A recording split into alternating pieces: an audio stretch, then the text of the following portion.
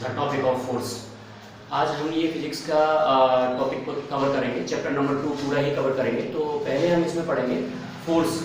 हमें इस चैप्टर में 2 टॉपिक पढ़ने हैं, force and law of motion. Force and law of motion. तो पहला टॉपिक है अपना फोर्स। तो फोर्स की बात करने जा रहे हैं। तो फोर्स मैंने यहाँ लिखा हुआ है, force is defined as the product of mass and acceleration. Mass और एक्सेलरेशन का जो प्रोडक्ट होता है उसे हम फोर्स कहते हैं।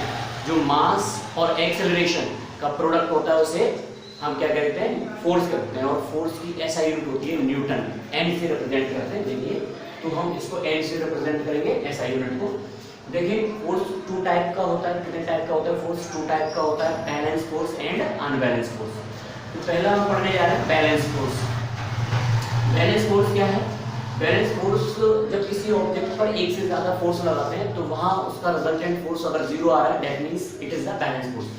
If we apply, मैं इसकी डिफाइन बता रहा हूँ, if we apply 2 or more forces on the body, its resultant force is equal to be 0 is called the balance force. If we apply 2 or more force on the body, its resultant force is equal to be 0 is called the balance force. देखिए जरा, हमने एक object लिया, इस object पर एक force लगा दिया 10 न्यूटन इस डायरेक्शन में और 10 न्यूटन सेम इस डायरेक्शन में। तो इसका रिजल्टेंट निकालेंगे। रिजल्टेंट कैसे निकालना होगा? Fr means resultant force, F1 minus F2। इस डायरेक्शन को मैंने पॉजिटिव डायरेक्शन मान लिया, तो इस डायरेक्शन को नेगेटिव की डायरेक्शन मान लिया। दैट मींस F1 इसको मैंने पॉजिटिव रख लिया और F2 इसको माइनस का रख लिया। तो 10 माइनस 10 ये कितना हो गया? 0 न्यूटन हो गया। ये कुछ से कैंसिल आउट होने के बाद ये वैल्यू आ गई 0 न्यूटन।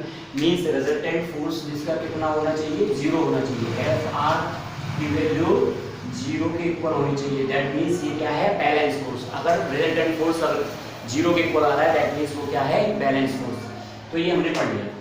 अब देखेंगे अनबैलेंस फोर्स। अनबैलेंस फोर्स क्या होता है?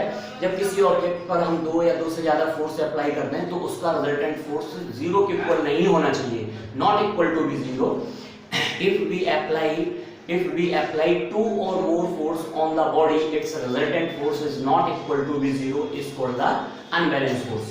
तो अनबैलेंस फोर्स में जैसे एक ऑब्जेक्ट लिया हमने, इस डायरेक्शन में F1 की वैल्यू लगा दी 10 न्यूटन, इस डायरेक्शन में फोर्स लगा दिया 5 न्यूटन। अब मैं इसका रिजल्टेंट निकालने जा रहा हूँ Fr। ये Fr जो निकलेगा वो आएगा हमारा F1 माइनस F2। F1 की वैल्यू लगा दी मैंने 10, F2 की वैल्यू लगा दी 5, दोनों को माइनस कर दिया तो आ गया 5 न्यूटन। मींस रिजल्टेंट क्या 0 के इक्वल है? नहीं है। दैट मींस इसे बोलते हैं अनबैलेंस फोर्स। क्या बोलते हैं हम इसको? Unbalance force.